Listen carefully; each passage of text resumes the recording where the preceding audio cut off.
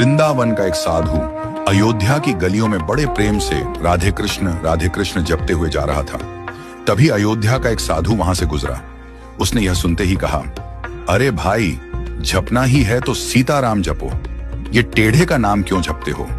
वृंदावन वाला साधु यह सुनकर भड़क गया और बोला, जरा जुबान संभाल कर बात करो।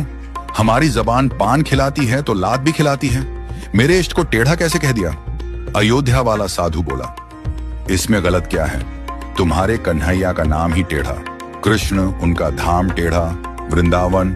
और वृंदावन वाला साधु बीच में बोल पड़ा, चलो मान लिया नाम और धाम टेढ़ा है, पर उनका काम भी टेढ़ा है, ये तुम कैसे कह रहे हो? अयोध्या वाला साधु मुस्कुराकर बोला, तो सुनो, यमुना में नहाती गोपियों के कपड़े चुराना, रास रचाना, माखन चुराना, ये कौन से सीधे लोगों के काम है?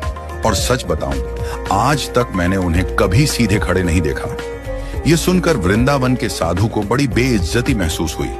वह सीधा बिहारी जी के मंदिर पहुंचा, अपना डंडा और डोरियां पटक कर बोला, इतने सालों तक खूब उल्लू बनाया लाला तुमने, ये लो अपनी लखुटी कमरियां और सोटी भी, अब हम तो चले अयोध्या, राम जी की शरण में।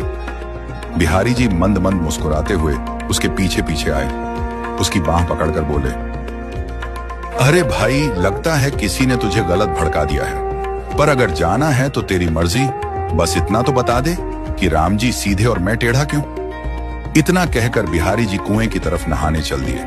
वृंदावन वाला साधु गुस्से में बोला, नाम टेढ़ा कृष्ण, धाम टेढ़ा वृंदावन, काम सारे टेढ़े, कभी कपड़े चुरा लिए, कभी गोपियों के वस्त्र, और सीधे खड़े तो आज तक किसी ने देखा ही नहीं। अपनी सारी भड़ास वह वहीं निकाल बैठा। बिहारी जी मुस्कुराते रहे और चुपके से अपनी बाल्टी कुएं में गिरा दी। फिर बोले, अच्छा तू जा, लेकिन जरा मदद तो कर, सरिया ला कर दे ताकि मैं अपनी बाल्टी निकाल लूं। साधु सरिया ले आया। श्री कृष्ण ने उससे बाल्टी निकालने की कोशिश की, पर सफल न हो सके। साधु हंसकर बोला, अरे इतनी अकड़ नहीं है क्या? सीधे सरिये से भला बाल्टी कैसे निकलेगी? जरा सरिये को टेढ़ा कर फिर देख, एक बार में बाल्टी निकल आएगी।